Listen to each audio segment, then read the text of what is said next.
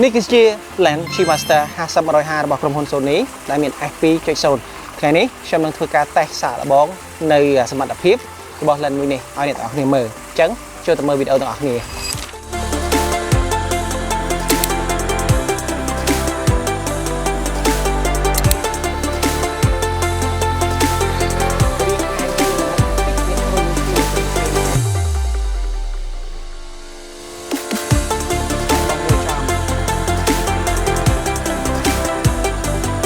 អ្នកទាំងអស់គ្នា lens នេះគឺមានសភាពស្រាលទេអត់ធ្ងន់ទេងាយស្រួលក្នុងការកាន់ក្នុងដៃអញ្ចឹងថ្ងៃនេះយើងនឹងធ្វើការតេស្តជាមួយនឹង blur background របស់គេរបស់ប្រភេទ lens ដែលមាន f នេះ 2.0 នេះតើវាមានសភាព creamy ឬសភាព blur ដាច់ background បែបណាតើមើលទាំងអស់គ្នាតើសភាពនៃរូបភាពដែលខ្ញុំថតចេញហ្នឹងវាមានលក្ខណៈបែបម៉េចបាទ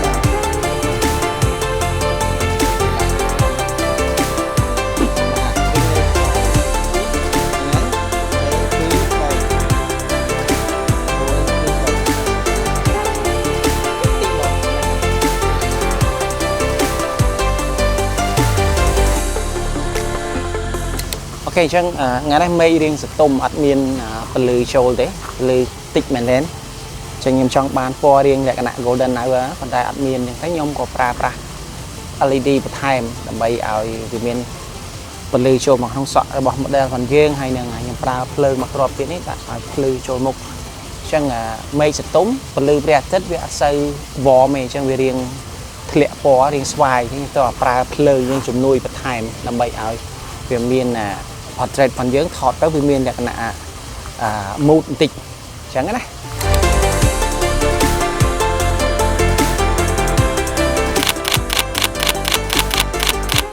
វីដេអូនេះឧបត្ថម្ភដោយក្រុមហ៊ុន Sony Cambodia បាទអរគុណសម្រាប់ក្រុមហ៊ុន Sony ដែលតែងតែគាំទ្រនៅវីដេអូរបស់ខ្ញុំហើយតែងតែផ្ដល់នៅ lens ថ្មីកាមេរ៉ាថ្មី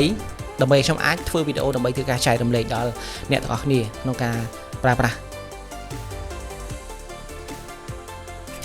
សួស្តីអ្នកទាំងអស់គ្នាថ្ងៃនេះខ្ញុំនឹងមកជួបអ្នកទាំងអស់គ្នាម្ដងទៀតជាមួយនឹងការ review នៅ lens ថ្មីហើយ lens នោះដែរគឺជា lens នៅក្នុងក្តីស្រមៃរបស់អ្នកថតរូបទាំងអស់គ្នាបាទតោះទៅមើលទាំងអស់គ្នានេះអ្នកទាំងអស់គ្នាណា50-150 G Master f2.0 នេះអ្នកទាំងអស់គ្នាប្រកាសដែរអ្នកទាំងអស់គ្នាច្បាស់ជាថាអូនេះគឺជា lens នៅក្នុងក្តីសម័យរបស់អ្នកទាំងអស់គ្នាបាទវាគឺជា lens នៅក្នុងក្តីសម័យរបស់អ្នកថតរូបទាំងអស់គ្នាតែម្ដងអញ្ចឹងតែមូលហេតុអីបានយើងនិយាយថាវាគឺជា lens នៅក្នុងក្តីសម័យរបស់អ្នកថតរូបទូទៅអញ្ចឹងទៅមើលវីដេអូនេះទាំងអស់គ្នាជាមួយនឹងខ្ញុំ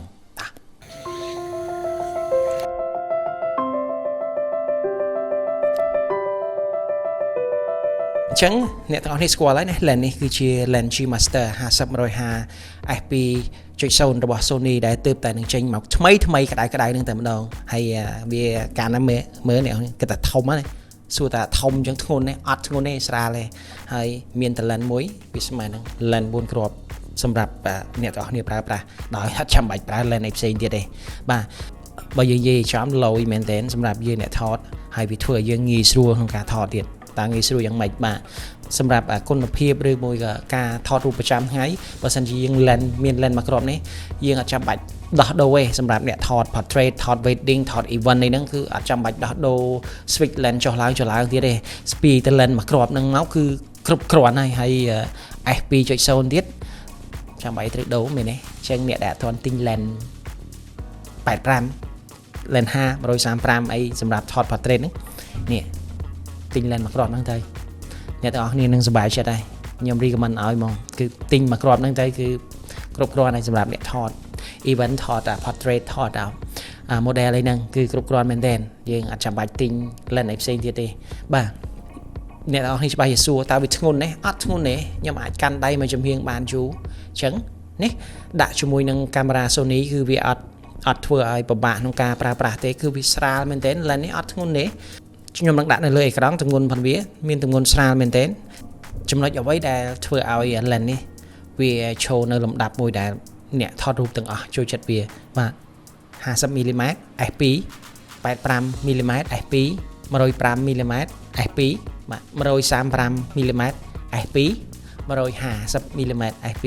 អ្នកនរនេះគិតមើលទៅ អត់ដូរទេ aperture គឺនៅដដែលជាងយើងអាចប្រើប្រាស់ថតទាំងពេលវេលា low light ហើយនិងពេលវេលាទូទៅបានយ៉ាងងាយស្រួលដោយអ្នកទាំងអស់គ្នាមិនចាំបាច់ switch ចុះ switch ឡើងក្នុងការដូរ lens បាទគុណសម្បត្តិមួយទៀតនោះគឺខ្ញុំអ្នកថតរូបបទពិសោធន៍របស់ខ្ញុំនៅពេលដែលយើងនិយាយទៅកាន់ភ្ញៀវទៅកាន់អតិថិជនឬក៏ទៅកាន់ model របស់យើងងាយស្រួល50យើងអាចចូលទៅគៀកជាមួយនឹងគាត់ក្នុងការនិយាយជាមួយគាត់ប្រាប់គាត់តើយើងគួរធ្វើម៉េចគាត់ធ្វើម៉េចកាច់ម៉េចអីរៀបចំម៉េចអីដើម្បីឲ្យស្អាតអញ្ចឹង50វាធ្វើឲ្យយើងចូលទៅគៀកភ្ញៀវហើយយើងអាចនិយាយមួយភ្ញៀវឬក៏ model បានយ៉ាងងាយស្រួលក្នុងការសន្ទនាគ្នាបាទហើយបន្ទាប់មកយើងអាច zoom ចូល zoom រហូតនៅទៅដល់ចំណុចដែលយើងចង់បានហ្នឹងទៅគឺងាយស្រួលដែរអានេះគឺជាចំណុចមួយដែលវាងាយស្រួលសម្រាប់យើងជាអ្នកថតរូបបាទអញ្ចឹងមិនចាំបាច់រត់ចុះរត់ឡើងដើរចុះដើរឡើងឧទាហរណ៍តែយើងចង់ថតជាមួយនឹង85 150អញ្ចឹងយើងអាចចាំបាច់ដើរឆ្ងាយទៅទេយើងនៅជិតគាត់ពីព្រោះអីប្រភេទ lens ដាច់គឺយើងត្រូវរត់ចុះរត់ឡើងដើម្បីធ្វើការទំនាក់ទំនងមួយភ្ញៀវឬក៏និយាយមួយភ្ញៀវបើយើងអត់ចង់រត់យើងស្រែកអញ្ចឹងវាធ្វើឲ្យយើងហត់ដែរភ្ញៀវគាត់ពេលខ្លះគាត់ស្ដាប់អត់បានឬ model យើងស្ដាប់អត់បានវាធ្វើឲ្យទំនាក់ទំនងក្នុងការថតរបស់យើងវាមានភាពពិបាកបន្តិចតែ lens នេះស្រួលយើងអាចចាំបាច់រត់ចេញរត់ចូលទេយើងចង់បានរូបភាពគៀក zoom ចូលពេលយើងចង់បានរូបភាព medium ទាញ zoom ចេញមក50រួចស្រេចអញ្ចឹងអានេះវាជាផលប្រយោជន៍មួយដែលសម្រាប់អ្នកថត professional គាត់នឹងយល់អំពីរឿងទាំងអស់នេះយើងនិយាយអំពី performance ទៅលើប្រភេទ lens ហ្នឹងវិញហើយជាពិសេសនោះគឺយើងនិយាយអំពី auto focus បាទ auto focus នៅលើ lens នេះខ្ញុំអត់និយាយច្រើនទេគឺលឿនកាមេរ៉ា Sony lens Sony ឯងធ្វើការបានល្អលឿនមែនតើ snap ច្បាស់អត់អញញ៉ៃទេបាទអញ្ចឹង lens មួយនេះ lens មួយគ្រាប់នេះ focus បានល្អ motor គឺស្ងាត់ជ្រាបតែម្ដងអត់មានលឺសំឡេងរញ៉េរញ៉ៃទេសម្រាប់ lens មួយនេះអញ្ចឹងបទពិសោធន៍ក្នុងការប្រើប្រាស់អ្នកដែលធ្លាប់អ្នកដែលប្រើប្រាស់ Sony ដឹងហើយថា lens G Master របស់ក្រុមហ៊ុន Sony តើវាមានលក្ខណៈម៉េចអញ្ចឹង lens នេះទោះបីជាធំ